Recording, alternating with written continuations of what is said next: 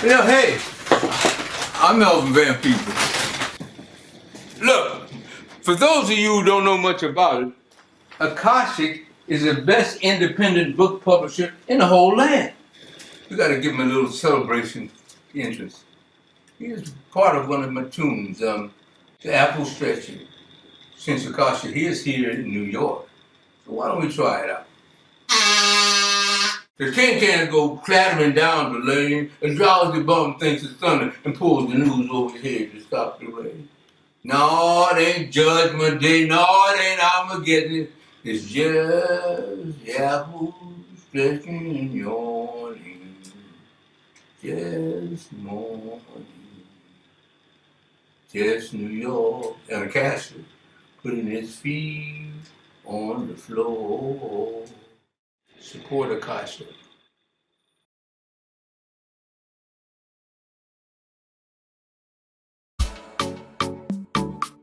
Breadfruit Media is a US-based podcast production company that prioritizes the development and production of podcasts by people of Caribbean heritage.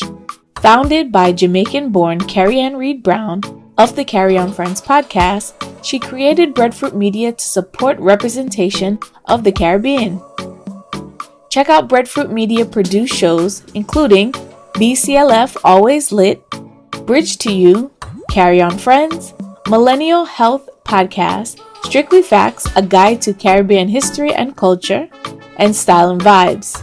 Listen to any of these shows on your favorite podcast platforms. To learn more about Breadfruit Media, visit their website at www.breadfruitmedia.com. Hello, it's Shakira. My short story collection In Time of Need is now available as an audiobook, so please get it, and if you enjoy, leave a review or a rating. You good for nothing, father want to come for you in an hour. It's my first time on an airplane. I can't believe I'm on an airplane. Leon hit me again. I don't think lunch and meat lips would be appropriate anymore, you being an officer of the law and all. I first met Betty when her son stole my car. Shakira Bourne's In Time of Need, the audiobook, is now available on Nook, Apple, Scribd, Google, and wherever audiobooks are.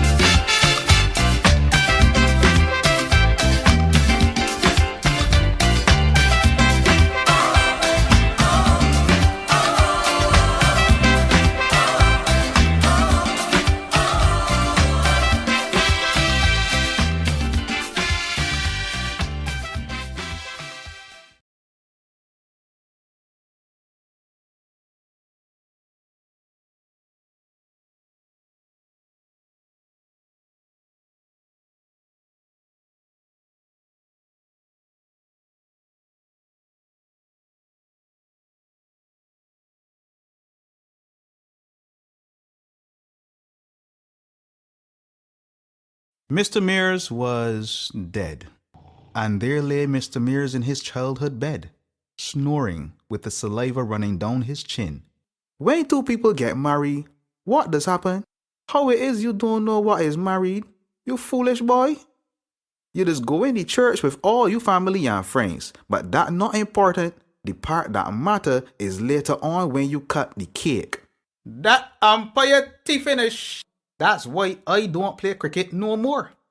Cause I just walk with a Collins and I would give one of them umpires a big lash with it. Storyshift presents the audiobook for In Time of Need by Shakira Bourne. Get your copy wherever audiobooks are sold.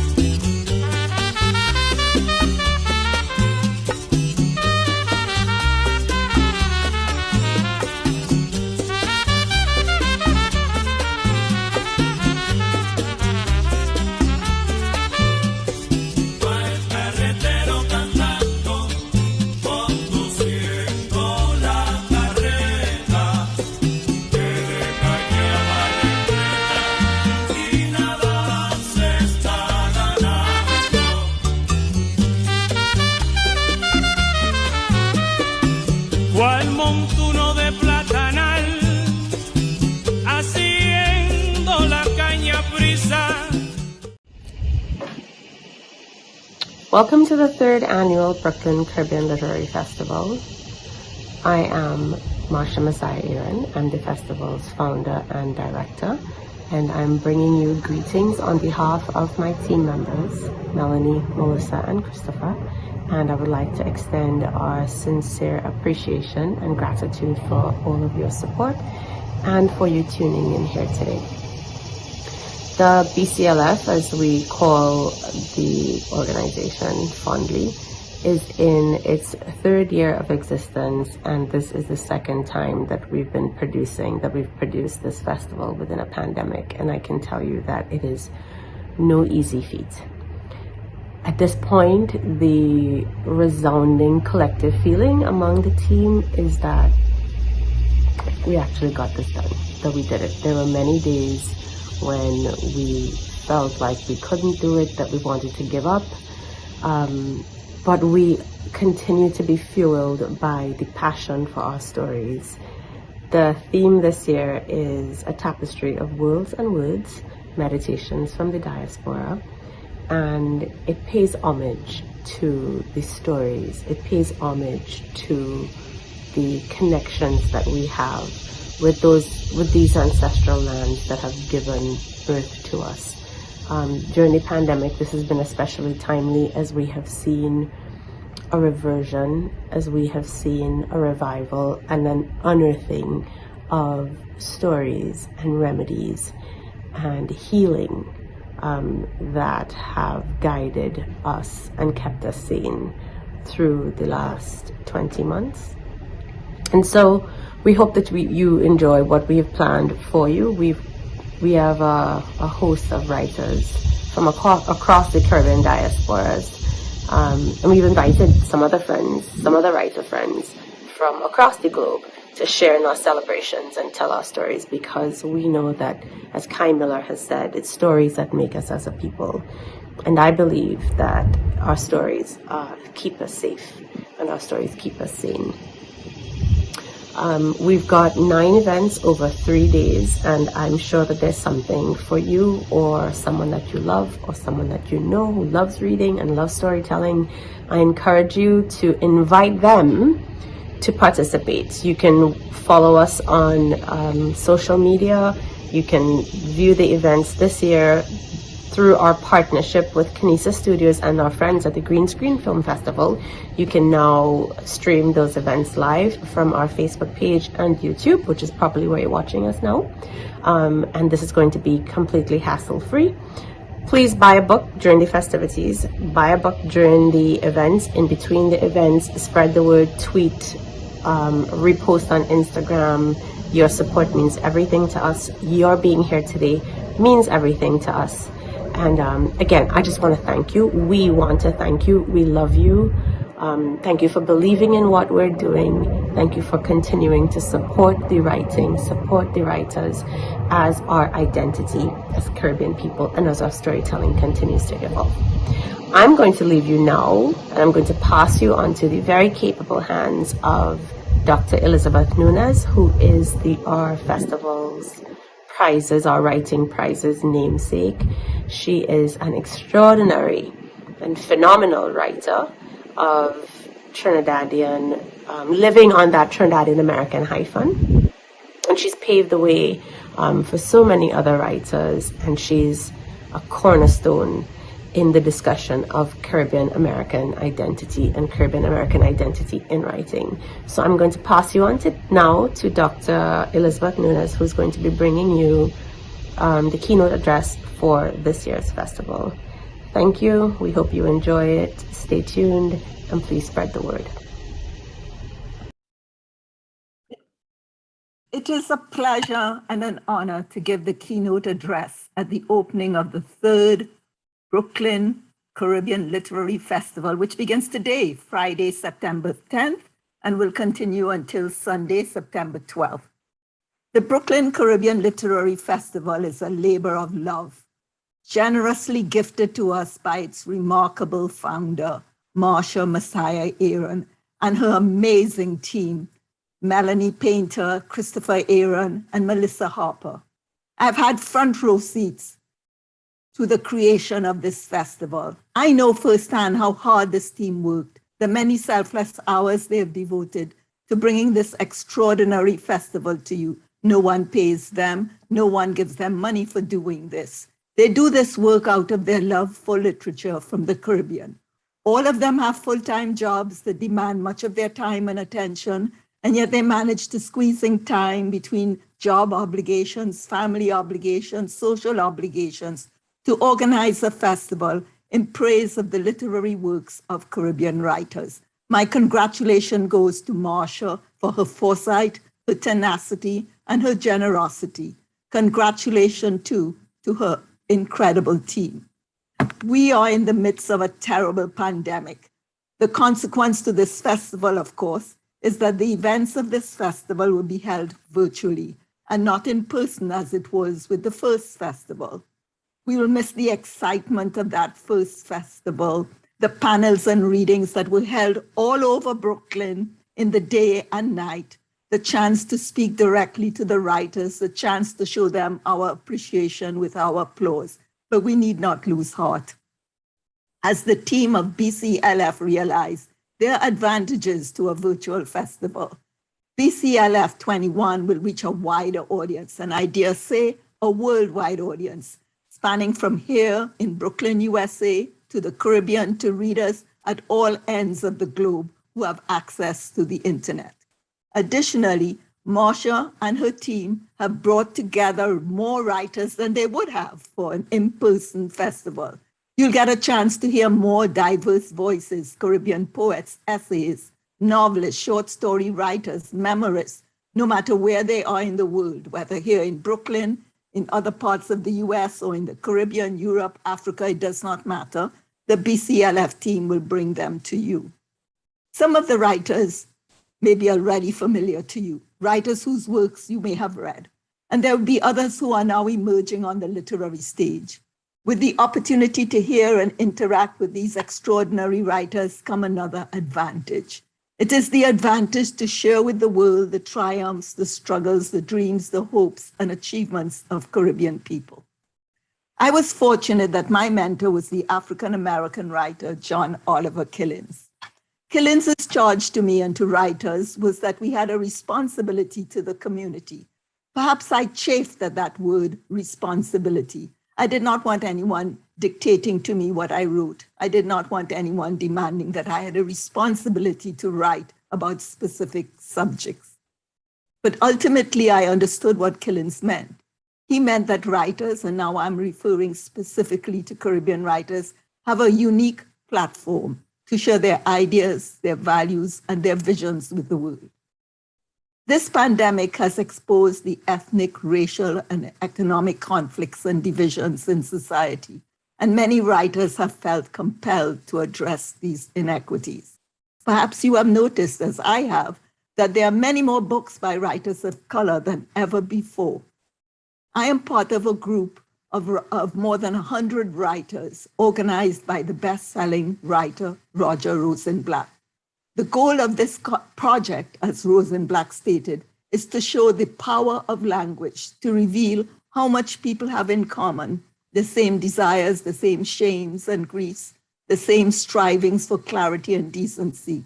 We have seen that same commitment by Caribbean writers. More writers of the Caribbean have given us stories, poems, memoirs, essays about Caribbean people, literary works that, while expressing the uniqueness of the Caribbean experience, also reflect the human condition that we share in common with all the world's people. But this conversation between writers and readers is a two-way street. What is the responsibility of the reader? Does the reader have a responsibility to the writer? I fear that too many readers do not appreciate the power they have to silence the voices of writers. Let me be specific. Marcia and her team are doing their part with this festival to open doors, to give the world access to the works of Caribbean writers. But readers need to understand that these works become available because there's an industry that makes them available. To be blunt, the publishing industry is a business, and like any business, it depends on a buying market. The public has the power to censor or silence a reader if the public does not purchase a writer's work. I hope I'm being clear here. So I wish you an enjoyable, productive, and rewarding festival. I hope you will reflect on the generosity of the organizers of this festival and ask yourself, what can I do to make certain that this festival will continue year after year, that will grow exponentially through the years? I hope you will reflect on the generosity of the writers who will share their literary works with us over these few days and ask yourself, what can I do to make certain that the voices of writers from the Caribbean are not silenced or censored because the publishing industry has determined that there is no market for the works of Caribbean writers? The theme of this festival, as you know, is a tapestry of words and words. The presenters at the festival will explore the connections, ties, and bonds between ancestral lands, whether these lands be in Africa, China, Europe, or here, or in the Caribbean, the original, the original homes of the indigenous nations.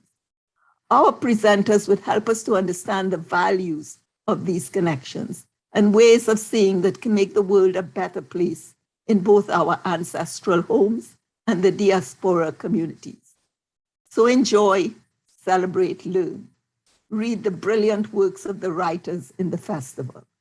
Once again, on behalf of the writers, readers, and general audience, I extend my deepest appreciation and gratitude to the organizers of the Brooklyn Caribbean Literary Festival.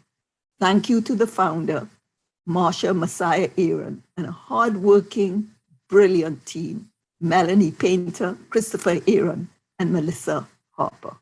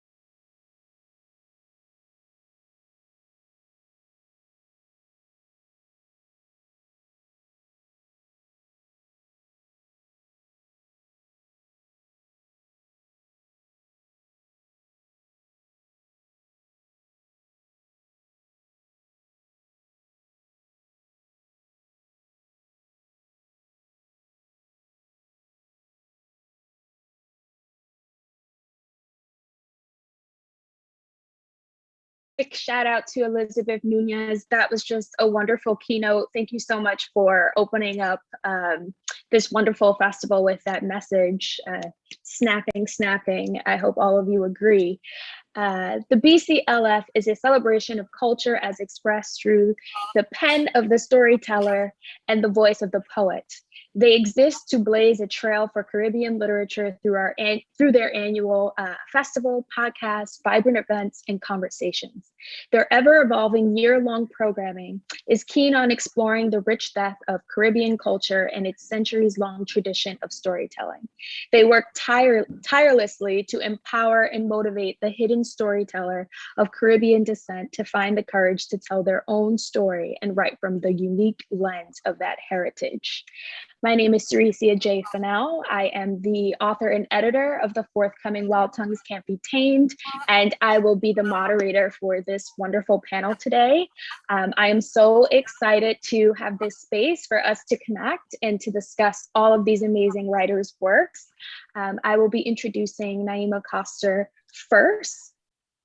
Naima Koster is the author of 2 novels, What's Mine and Yours, an instant New York Times bestseller, and her debut, Halsey Street, which was a finalist for the 2018 Kirkus Prize for Fiction. Naima's stories and essays have appeared in Elle, Time, Quelly, the New York Times, the Paris Review Daily, The Cut, the Sunday Times, Catapult, and elsewhere. In 2020, she received the National Book Foundation's 5 Under 35 honor. Naima tweets at Zafatista, so Zafatista, and writes the newsletter Bloom How You Must. She lives in Brooklyn with her family. Welcome, Naima. Thank you, Next, Saraceia. of course. Next, I will be introducing Andre Bagoo. Andre's latest books include The Undiscovered Country, Writing Through Siddhartha, and The Dreaming. He lives in Trinidad with his dog, Chaplin. So pleased to be here.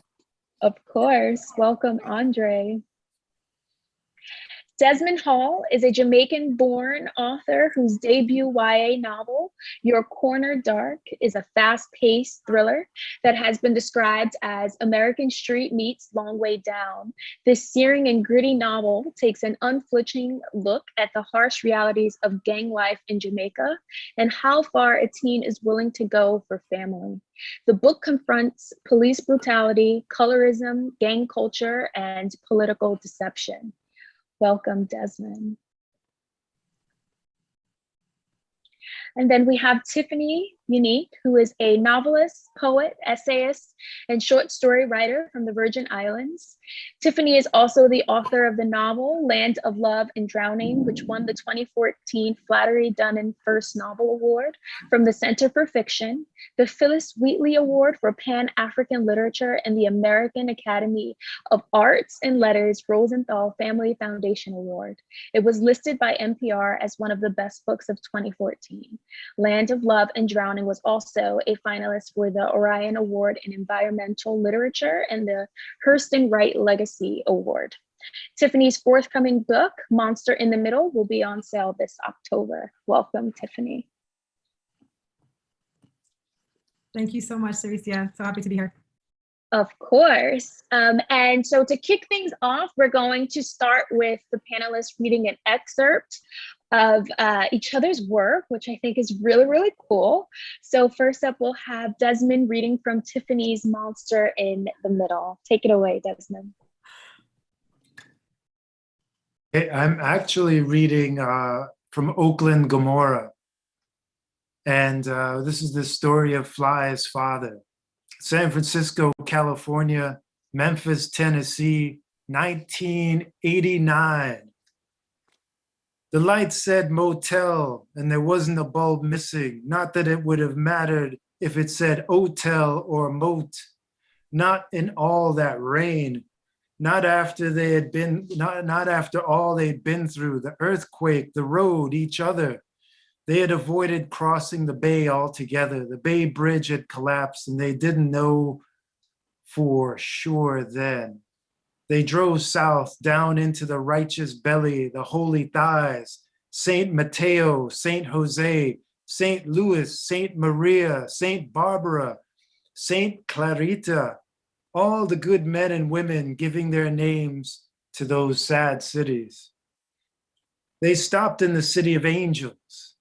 They took the 10 through San Bernardino, drove through Cathedral City just for the name. Stopped outside Phoenix where he dipped a wrench into the engine and made the car purr.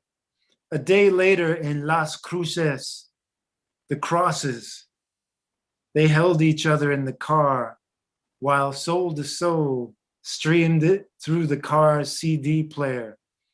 They stayed on the 10. 10 became a holy number. They drove across Texas almost without stopping, but then they stopped in San Antonio. Drove that city until they found the Black people. Slept on a grocer's floor, bags of rice, their pillows. Then they started back north. We got to avoid Louisiana, Gary said to her, and Mississippi. And it had been a mission until tennis, a sacred thing, a quest after San Antonio. The road was all Eloise dreamed. The long road unstopping. They were driving into hell, it felt like. It was getting closer to winter, and yet they were getting hotter. They abandoned the 10, took the I-35 to meet San Marcos, avoided Dallas, followed an off-road just to sight some water called Palestine.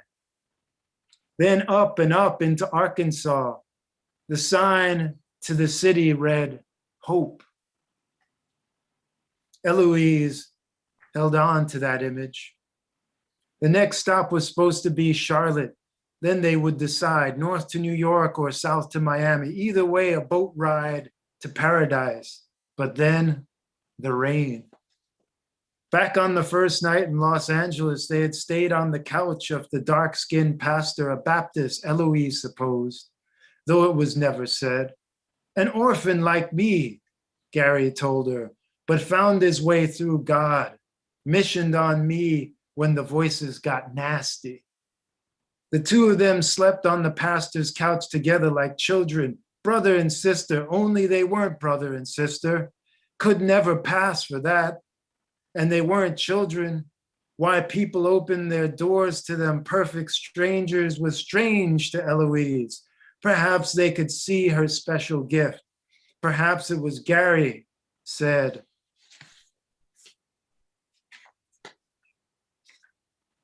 that Black people wanted to watch out for them. A white woman and a Black man in love. And they didn't love him, not him.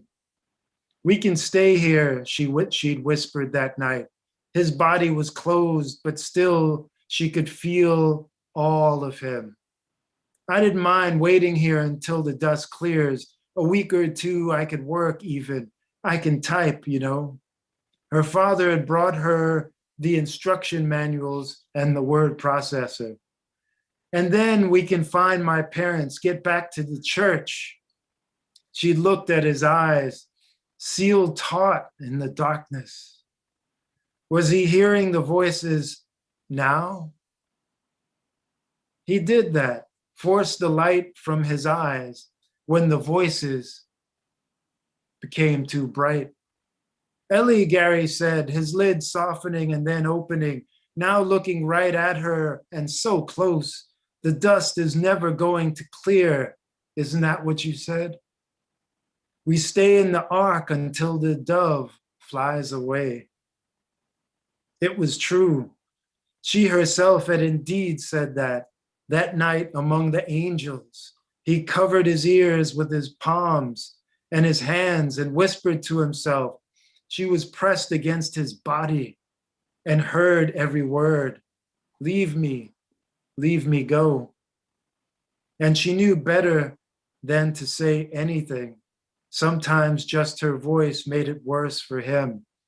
In the morning, the pastor woke them and fried ham sandwiches and smiled at them both as though they were both his generous hosts and not the other way around. The radio was on. The pastor turned the sound up, and that's when they heard it. San Francisco had been spared. His infinite mercy. The deaths were in Oakland.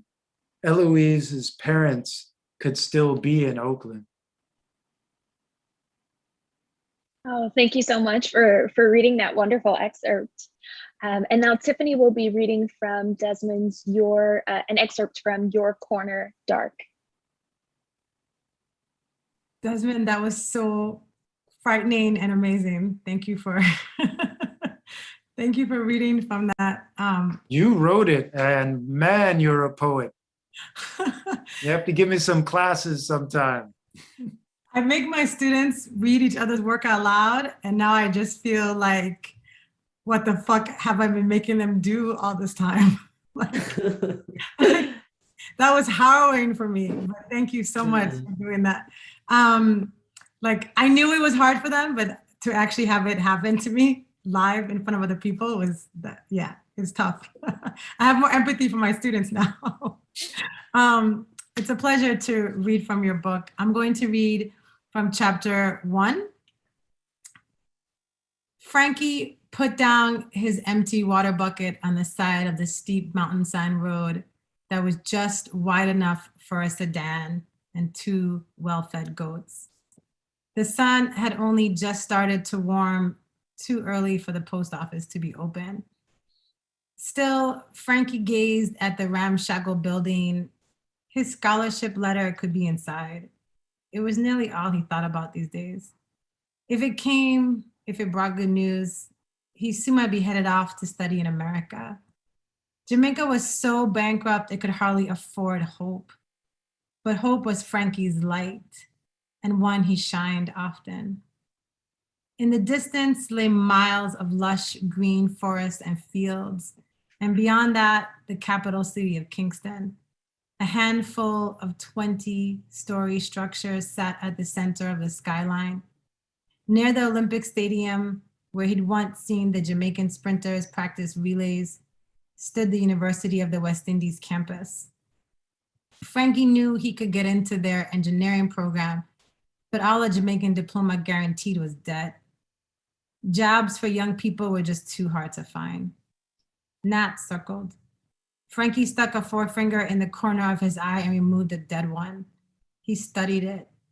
His own career might be as short-lived, even if he got the chance to study at the University of Arizona. A classmate's older brother had recently come back from America. He hadn't been able to secure work, even though he had a master's degree in engineering. No way was Frankie gonna let that happen. He flicked the gnat away. The rev of an engine broke the early morning quiet. A black Toyota barreled down the mountain toward him. A thumbing bass and pulsating rhythm rippled through the humid air. Sizzla's raspy voice and reggae lyrics flowing from the car stereo. His Uncle Joe's long, sinewy arm emerged from the window of the shotgun seat.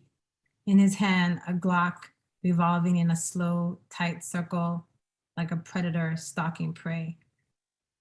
Frankie smiled, then pulled it back to a smirk. His uncle always kept a round in the chamber. Pulling the slide took time, and time was what you didn't have when things got ugly. Uncle Joe had his finger on the trigger, and the road had a lot of potholes. A step to the left or right to get out of the range would have been the smart thing to do, because accidents happened, but Frankie held his ground. The Toyota rolled to a stop in front of Frankie. Pop, pop, pop, his uncle shouted, his thick brown dreads making his angular face look even more so. He lowered his gun and extended his fists. Frankie bumped it with his own, catching a whiff of weed so skunky it had to be good. Uncle Joe's red eyes confirmed it. Icebox was at the wheel, engulfing the driver's side with his massive frame. He was one of Joe's enforcers. His other, Buck, sat in the back seat talking on his cell phone. Wagwan, nephew, Joe asked. You hear about the scholarship? Frankie couldn't go anywhere without being asked that question. Not yet, Uncle. Joe pulled back his locks, gazing at him. If you get it, You're going to run away from Jam Down. You're going to leave your people. Joe was still smiling, but his words felt like a slap. I'm not running away, Uncle. Joe held up a hand. Wait, as his phone buzzed. He searched his pockets, pulled out a flip phone and a black phone, and answered the black phone. The flip phone was prepaid, Frankie knew, with nothing that tied his uncle's name to it. And the black phone had special encryption in case he had to send a message. Like Joe had just sent a message with his diss. You're going to run away from Jam Down. Sure, Frankie wanted to leave Jamaica for the job opportunity in America. All his friends did.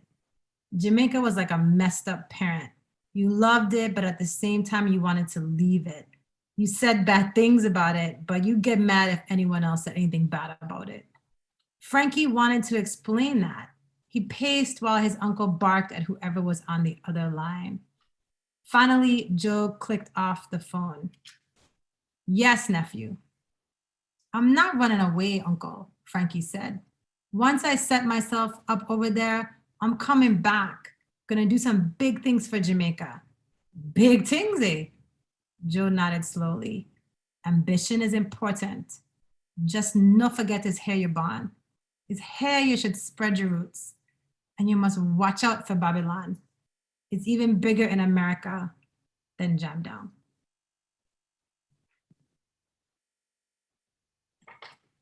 Oh, thank you so much for reading that, Tiffany.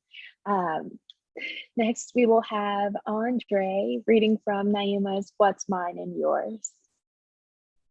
My goodness, what a pleasure to be here. I mean, as a writer, you control so much on the page. You work so hard to craft everything. And then you have to cede control in moments like this. But I love that. I love that idea. And it's really a pleasure to be here.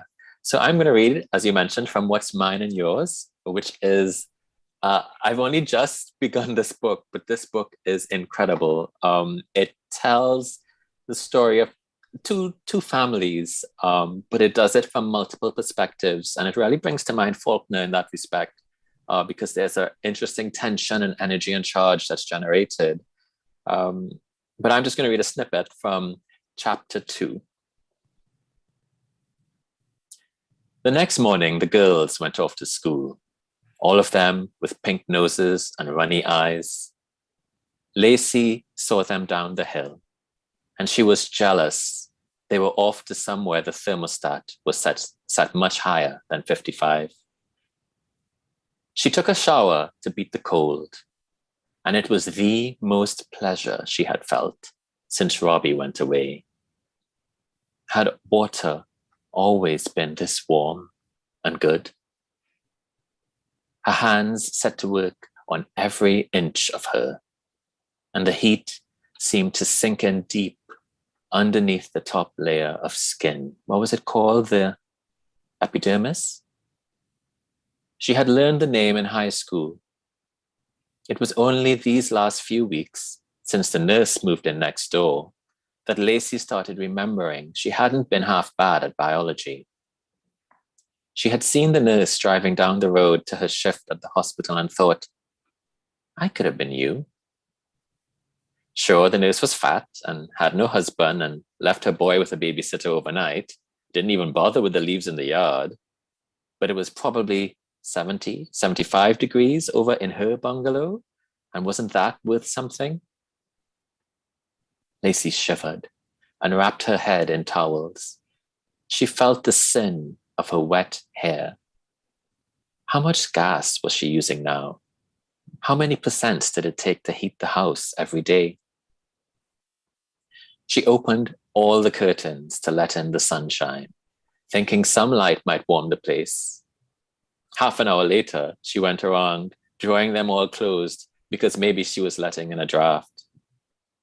She had lived in the house for 4 years, ever since Robbie moved them all up to the north of the county, and still she didn't know how it all worked. When she went to get dressed, she had a sudden, terrible thought. How did the water get heated? Did that use up gas too? She didn't want to call Robbie's old boss, but she did. There was nothing else to do. I'm worried it might be bad for the girls, all this cold. Can't you sell your food stamps? You've got to eat, Annette. Well, the cold never killed anybody. Take Robbie. He grew up in a tropical place where it's hot all the time, and look how he turned out. Annette, I've told you, it's not his fault. He's got... Lacey searched for the words, tried to remember the lawyer's exact phrase, chemical unbalanced? Annette sighed. You played dumb for too long, Lacey May. All we need is a little loan. No, ma'am. Robbie already cleaned me out, remember? Lacey May didn't like when Annette brought up the garage. After all his years of working for her so faithfully, Annette had nearly turned him in until Lacey May showed up at Baird Street and begged her to look the other way just this once. All he'd done was sell off a few spare parts. Anyway, aren't you still getting those government checks? Annette said. How do you burn through the money so quick? When Lacey said nothing, Annette cursed. You're as shit rotten as he is, she said. You don't love those girls half as much as they deserve. Lacey put herself to bed, her hair leaking all over the pillows. The dog followed her into the room, whimpering. She drew 3 blankets up over herself and started talking out loud. Why'd you buy me this house if it was going to be so cold? Why'd you buy me this house if you were going to leave me alone? Wow, thank you so much for reading that. That was amazing. Thank you so much, Andre. I like myself more now after hearing it in your voice. That was amazing. Thank you so much. What a gift. You're welcome. Amazing. And now, Naima, you will be reading an excerpt from Andre's The Undiscovered Country. Yes. I'm going to be reading from an essay called You Can See Venezuela from Trinidad. And this essay blew me away, but I won't be able to read all of it in the 5 minutes that I have. So I want to encourage people who are listening to go and find this essay in The Undiscovered Country. It can be hard as a writer to tell people to go and get your book, but it's beautiful, I think, when other writers remind us to support other writers. So I want to encourage people to get The Undiscovered Country. I'm going to do that and feel grateful to have encountered this essay. So this is You Can See Venezuela from Trinidad. What do an old-fashioned, a daiquiri, and a Manhattan have in common? One ingredient, Angostura bitters. One of those things you either know about or you don't. If you're from Trinidad, you know about it. Trinidadians put bitters in everything, and I mean everything. From an early age, children see their parents sprinkling it on meats, adding it to cakes, even dashing it on top of coconut ice cream. From young, we recognize the bottle with its yellow cap and an old-fashioned paper label bearing the coat of arms of the British royal family. Angostura has held a warrant of appointment from Buckingham Palace since 1955.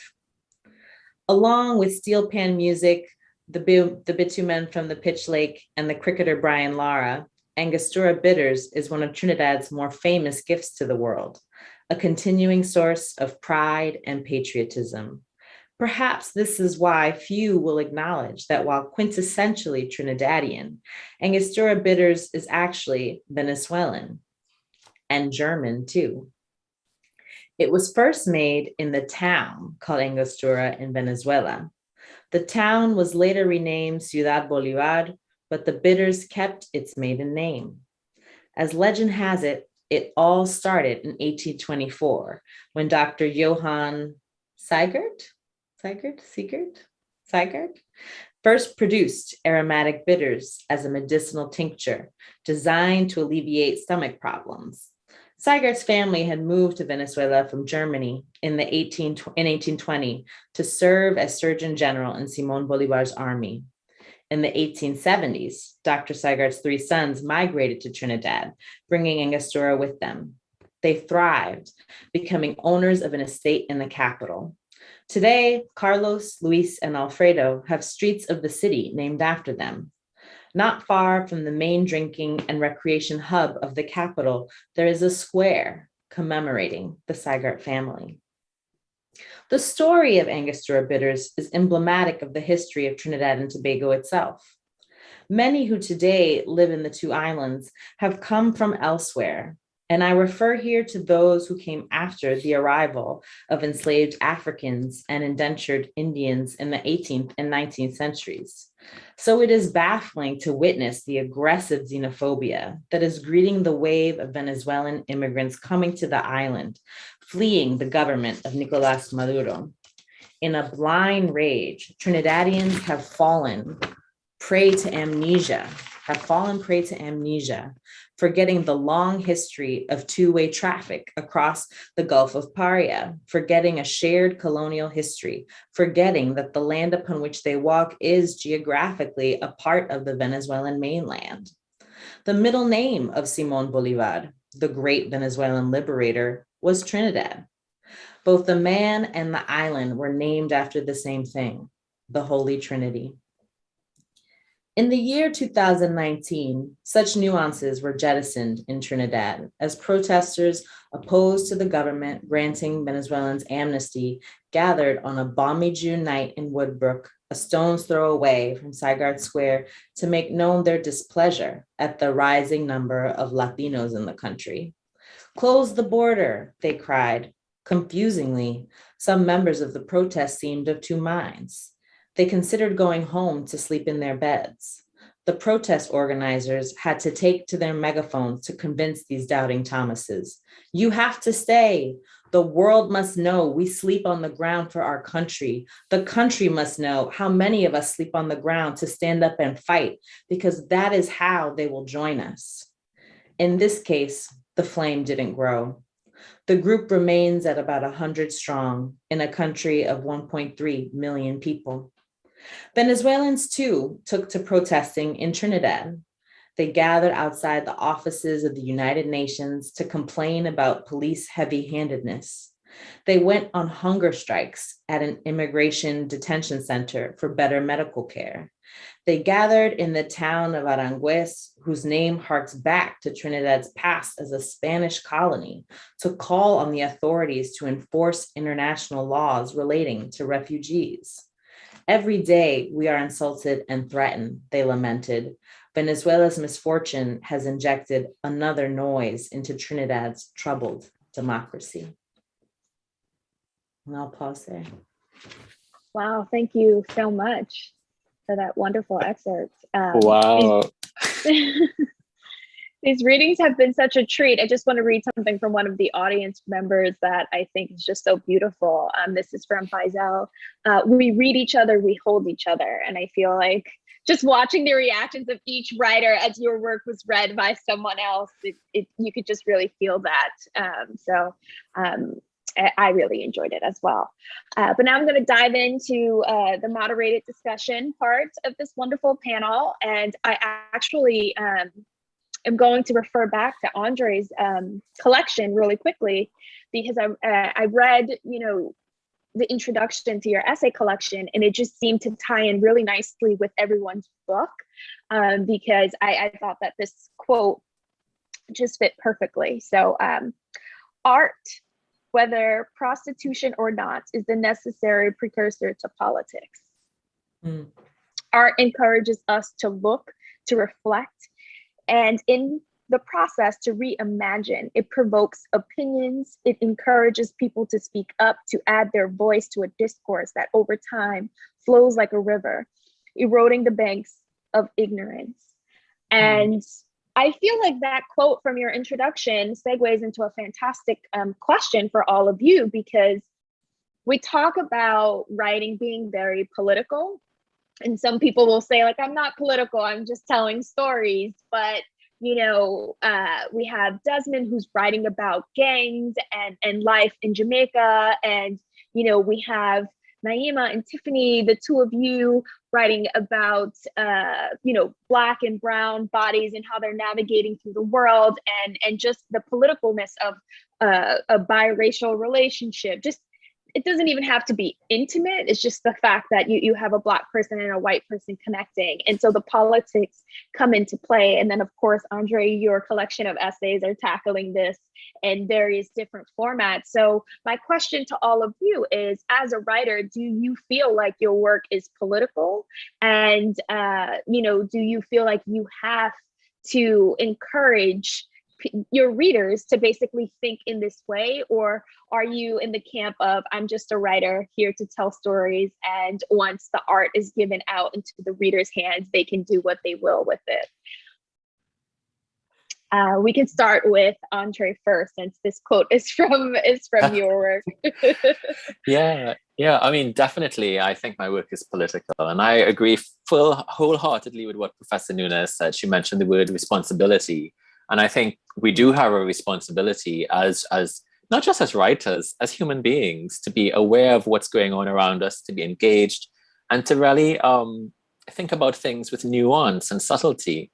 At the same time, I also sympathize with writers who might say, well, I'm only concerned with story and character, and that's fair enough, because we all know the writing process is so intuitive. You don't sit down thinking, oh, I'm going to write something based on a certain manifesto or a certain viewpoint. The writing very often just happens to you. But George Orwell, I think, said it best when he said, even writers who say that their writing is not political are actually adopting a political stance in saying so. The stance that, oh, well, I'm not political. That's the political position, actually, funnily enough. So I definitely think my writing is political. And I think, Naima, thank you so much for that reading. Your book, it is so very much of this moment, and it is so very much engaged with a lot of the political issues that are happening, not only in America, but all over the world, in terms of the book's intersectionality and how it examines conflict between different generations and different groups and classes. But it is so inherently also about these characters who we love and who we feel for. So I think as a writer, you're interested in both camps. You're interested in being political, but you're also interested in just telling a good story. And I don't think there's any need to divide that, or to separate that and to say, well, we must choose one or the other. Absolutely. Yeah. Naima, do you want to go next? Yeah, thank you for that so much, Andre. I agree with what you've said. I think it's profound and true that, a non-political stance is a political stance. So I'm with you and Orwell on that. I think that my work is certainly political, but I do resist some of the, I think, assumptions that come with that label. So I think about the label political as one that's meant to suggest that literature is not deeply felt or deeply personal, and that politics don't play out on the levels of our bodies and relationships and communities. So I think that my work is also very interested in feelings and emotional experience. So in some ways, I've joked to myself that, my books have like the double whammy of unseemly politics and unseemly feelings and interiors. But yes, I think a lot about what, how politics play out on the register of our lives, and think about fiction writing as a way of resisting the idea that politics is no more than rhetoric, and doesn't shape people's destinies and lives, the arc of people's lives. My first book was about gentrification, and I wrote it in part out of an impulse to speak back to the people I heard who said, gentrification, like it's inevitable. What are you going to do? Things change. That's a fact of life, as if it weren't real people whose livelihoods were challenged, who were displaced. And I think that the intimacy of fiction can make those politics seem all the more real, or reflect that for people who already know. Absolutely. Desmond, do you want to go next? Oh, absolutely. I love what you both said, and I'd go even in another step to join Mr. Orwell and you both to say the act of writing is political. It just is. And I think you really you have a responsibility that's huge. I think you better know what you're writing about in terms of the politics of it when you take on topics like war, sex, love, gender. I think there's so many things that there has to be a refined responsibility for. And I'll talk about today, right, in our times, when people bring on points of view about something like, say, anti-vaccine, they better know what they're doing. They may say it's in the spirit of a political spirit, or to give equal voice. But when people choose to ignore science, they're taking an incredibly huge political stance. And I think it's the writer's huge responsibility to really think about what they're doing when they make certain choices that are going to affect people's lives. Because, it's brilliantly said that, art is, part of political discourse, right? Ideas are often stronger than swords. Many writers have said things like that. But I think when you think about, politics, and you think about the confluence with art, I think about, Ronald Reagan's speech, Morning in America, which was hugely influential in his campaign and in getting a lot of his policies across. And it was the hand of some very gifted script writers that brought that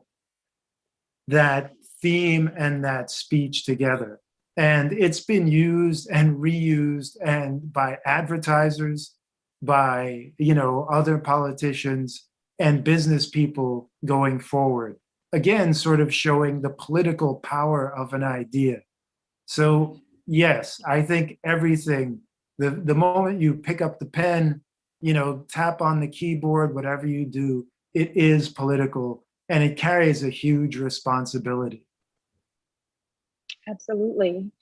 Tiffany, do you want to comment here as well?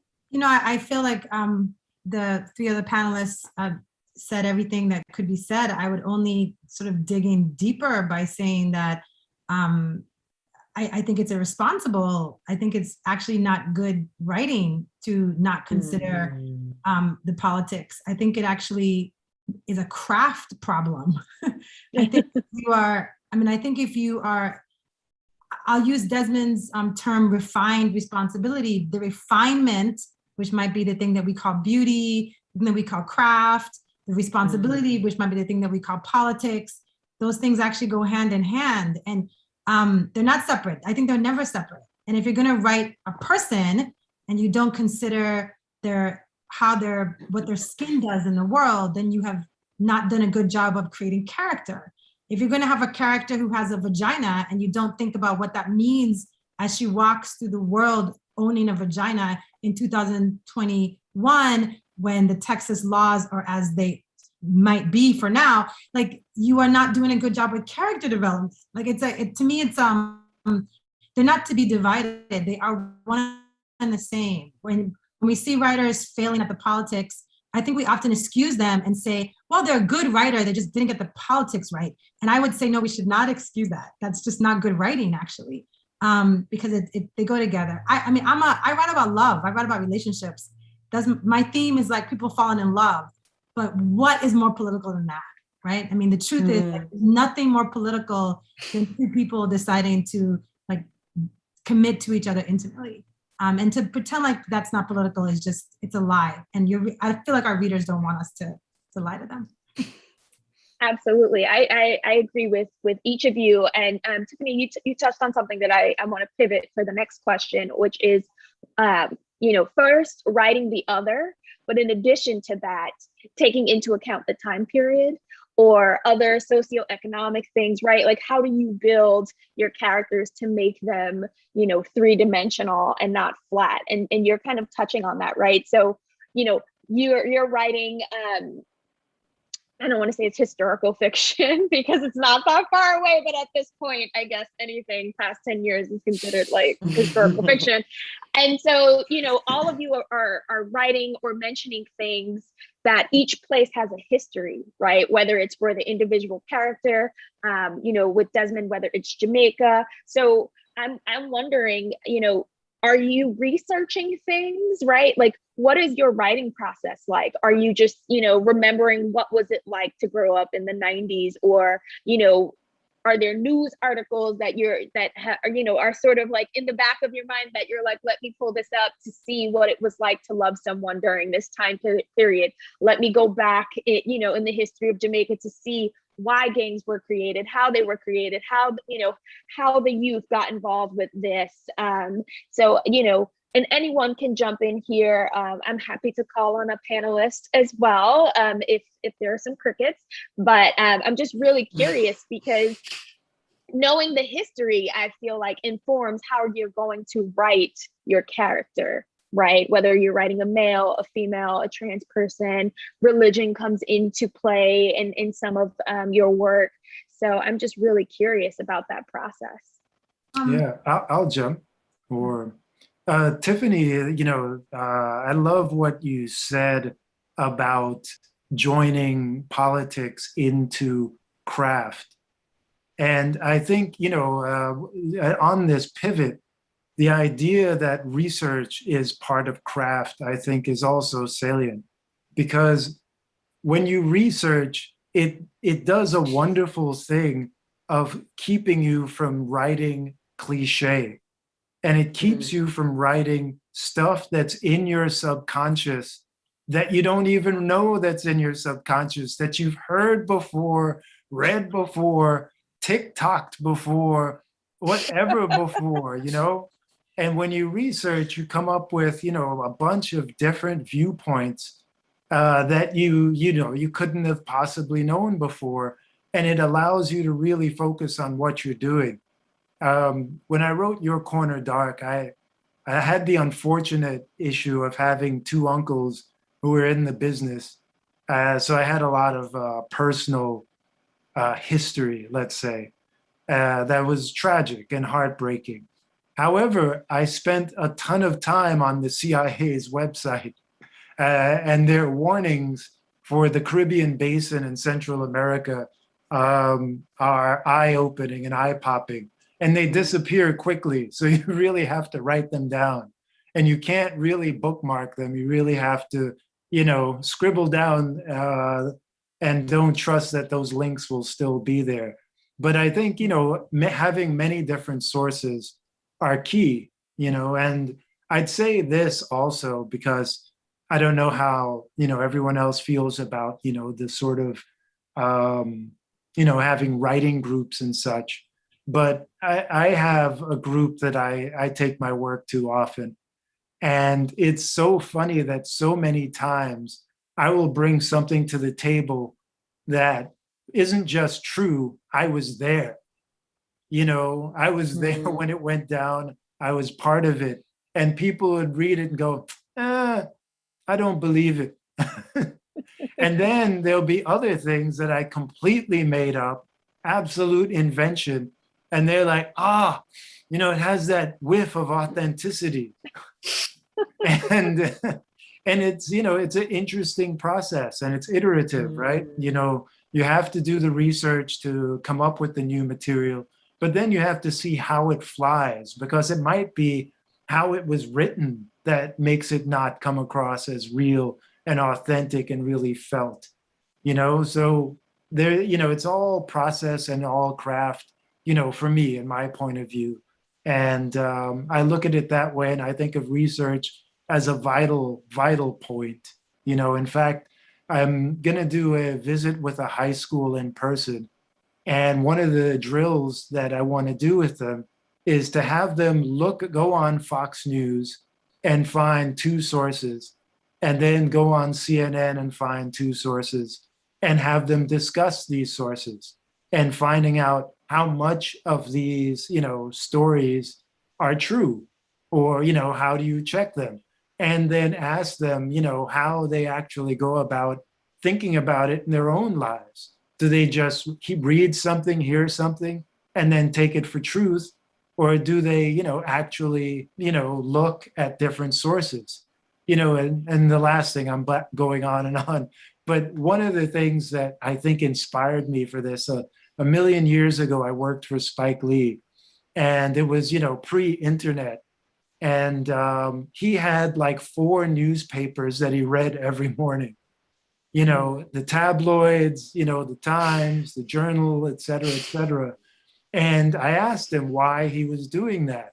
And, it was to actually get different points of view. And I think that's so important to our work. Absolutely. Does anyone else want to chime in with their thoughts?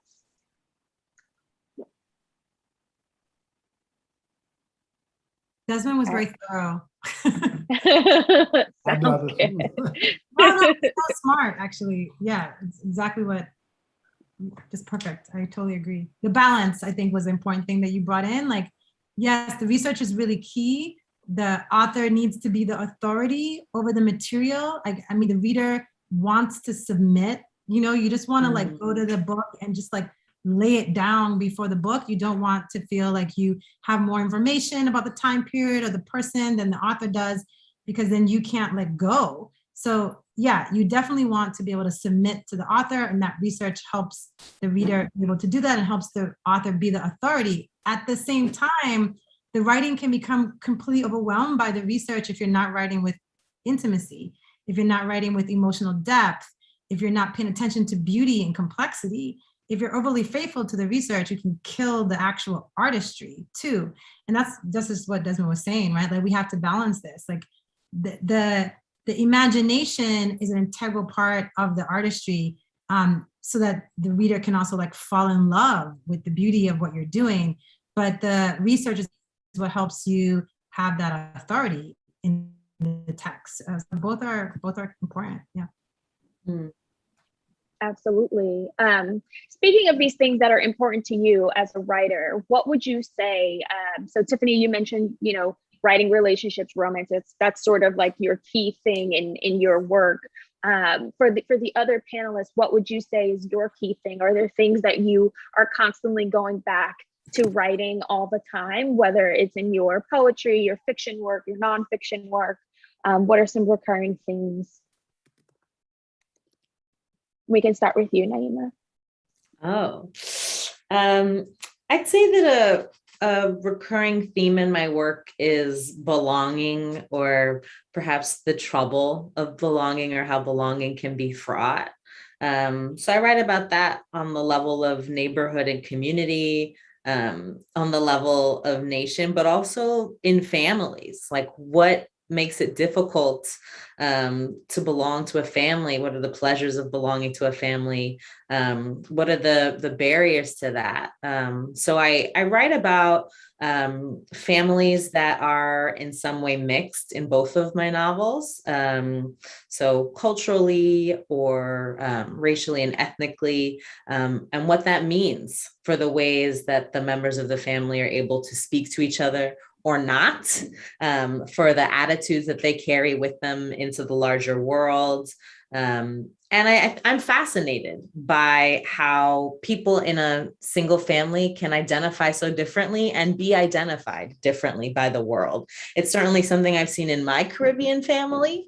And so it's something that my work explores. I think that's a through line through both of my books. I think that motherhood and sort of doing what I can to challenge myths of sacrificial or perfect mothers, superwomen mothers, and writing mothers who are complicated people with histories before they had children, and who have all kinds of desires and trouble of their own that they're carrying, is something that I've been obsessed with.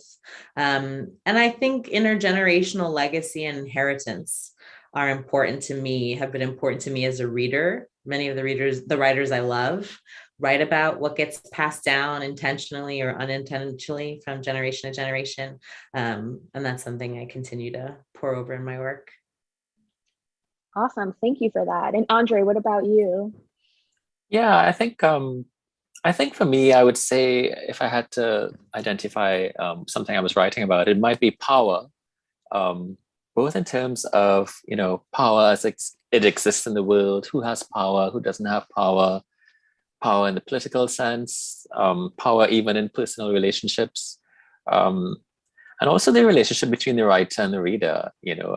Again, Professor Nunes mentioned, that readers have power themselves, but I know Tiffany just mentioned, how after doing research, readers want to feel as though the person who's telling the story, they're in good hands, and I think that authorial power is also something I'm interested in, and how it can curate certain responses in readers. But ultimately, maybe I'm also looking at how power plays a role in interrogating this idea of truth, or truth itself.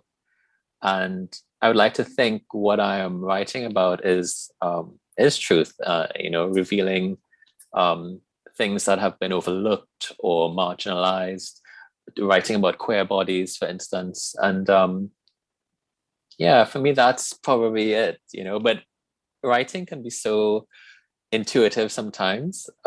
You sometimes you feel your way through the materials, you feel your way through all of your various ideas, and sometimes you only know what you're writing about years after the fact, actually.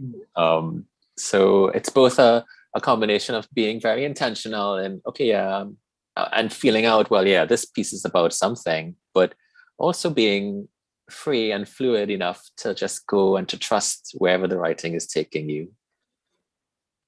Absolutely. I love that. And I would love for all of you to sort of talk about writing, right? So it's a very solitary thing. You're usually in your wonderful space and you have your writing ritual down, but what brings you inspiration? I personally don't believe in writer's block. I just think that whatever thing you can't really write about, it's an emotional thing you need to work through, or something else that you need to work through. You need to stimulate a certain part of your brain to get you to write whatever that emotion is. So for example, in my work, if I need to write a love scene and I'm not feeling very lovey-dovey, I'll go and watch a Hallmark movie and get into, those vibes. If I need to write a scene about rage or action, I'll go and look at some art, or, something that's going to help enact those feelings in myself. So I'm wondering for you, what is that for you? Is it conversations with another writer? Is there like an artist whose work you'll just go and pull up their work? Is it music? I know, we're all artists, so I love engaging with different mediums. So I'm really curious to see what is that for you? And we can start with Desmond or Tiffany, whoever wants to go first. Yeah. Well, like you said, writing is the loneliest business, right? It's soul crushing at times, and especially if you hit said moments where it becomes difficult. And for me, I try really hard to take the specialness out of the process. The actual right time, the right cup of coffee, the proper treat and everything, and really just try to press through with the work. Because for me, it's about putting characters under pressure to make their choices. And I think there's a confluence between my personal viewpoint and my craft viewpoint there. And because I think, we lie, right? And I think about Ursula Le Guin's, great Pulitzer Prize acceptance speech, where she's like, she goes on and on brilliantly about how we are liars. And I think one of the ways to, get through the lies is to put the characters in pressure-packed situations where they have to make a choice. And I think, it does that for me as well. And, by constantly doing that, it gives me two things. It helps my process, but it also keeps me from being stuck. I find that really being a plotter, as opposed to writing from the seat of my pants, I really find it helps me get to that first draft. And some brilliant writer has said, the first draft is just really the writer telling herself what the story is. And, I really find that it really helps, to use technique to get through both the loneliness, to avoid getting stuck, and also pushing the material and getting towards a truth. Absolutely. And Tiffany, how about you? I have to say, I found so much of what all the panelists have said today to be so in tune with the ways that I think about literature. I don't know if it's just that we're all in the same mental space at this very moment, or if we're all like secretly soulmates or something. But it's just everything you say, I'm like, yup, nothing else for me to add. I think the only thing I might add is, I 100% co-sign everything Desmond said. And also, I don't think that writing should ever feel like a punishment. I feel like there is a sort of myth that we have about the writer or the artist as like a downtrodden, broken person who is like suffering and like dying for the work. And, writers will sometimes continue to perpetuate that image and say things like, I hate writing. I go to the page and I cry, or I'm petrified of the blank page every time I see it. And we perpetuate this like image of us as people who are just completely broken, but somehow like have an extra access to God and can like bring out beauty. And I would just like to sort of dispel that and say that like the truth is that we do love this work, and we do it like truthfully and honestly. Maybe we're a little embarrassed to admit that we dig the hell out of what we're up to. And like we love it, and we wouldn't do it for 300 pages if we didn't think it was fly as hell, because we expect that you're going to read it and buy it, right? Like, I mean, Monster in the Middle, like it comes out next month, and I believe it's fly as hell, right? Otherwise, why would I write it and expect for you to buy it? So I think the other thing is to just acknowledge that it should also be pleasurable, and that if it doesn't feel pleasurable, you can go watch a Hallmark show instead, go talk to your friends instead, go like eat some bonbons or be an attorney, like do something else with your life, right, that will be more enjoyable to you and make more money, because you're not going to make much money in this world of literature. That's also a fallacy, right? You do it because you love it. And my closing thing would be like, love it and be okay with loving it. That's amazing. Andre, Naima, any last comments before we wrap up? I'll say that Tiffany, what you shared really resonated with me, and Desmond, what you shared as well. I think there's something going on here in the panel. I'll say that one of the things that I think can get in the way of my writing practice, or has in the past, is self-doubt, or feeling like I don't have permission to write, or writing is not a worthwhile use of my time. Clearly, there is like the pleasure and the excitement that Tiffany mentioned, otherwise I wouldn't be doing it. But I think one of the things that was difficult for me was admitting that I wanted to write for me, because it felt like a good way to spend my life. And so I think one of the things that sustains my creative writing practice are things that help me have a healthy ego. Hopefully not too much of an inflated ego, but a healthy enough ego to say, like, what I am working on is meaningful first to me and maybe to someone else. I have something to say. This work is valuable, which has not always come easily or inherently to me for a range of reasons, for messages that I got from the wider world, at home. And so I do think that for me, I've needed supportive people in my life, some who are writers and some who are not, to cheer me on. I have needed therapy to help me develop like a practice of self-worth and self-love, because I think without that, as much as I might be drawn to the page, I might not be able to do it or keep it up. So I think that you must at some level have some estimation of yourself as someone who has things to offer in order to keep up the writing. And so the writing can't do that. Like the writing cannot give someone the sense of worth, but you need it, I think, to stick with it. So self-love and building yourself up, I think, only helps you, period, but also creatively. Absolutely. I just want to say I agree with all of the above in terms of my writing process. And but Tiffany, when I open that page, I do cry. No, I don't. I'm joking. I don't cry. But for me to process simple things like, listening to music, watching films, reading books that I admire, that's a huge part of my process. Research, we were talking about research. Research is not just about gathering the information. It is also part of the process of, getting that feeling of mastering the material. All of that really feeds into it. And I do agree with Naima, what she just said about having that, needing that confidence to approach the page, knowing that, well, not only can I do this, but what I have to say matters. That's another part of it, realizing that you have a story to tell, and if you don't tell it, nobody else can,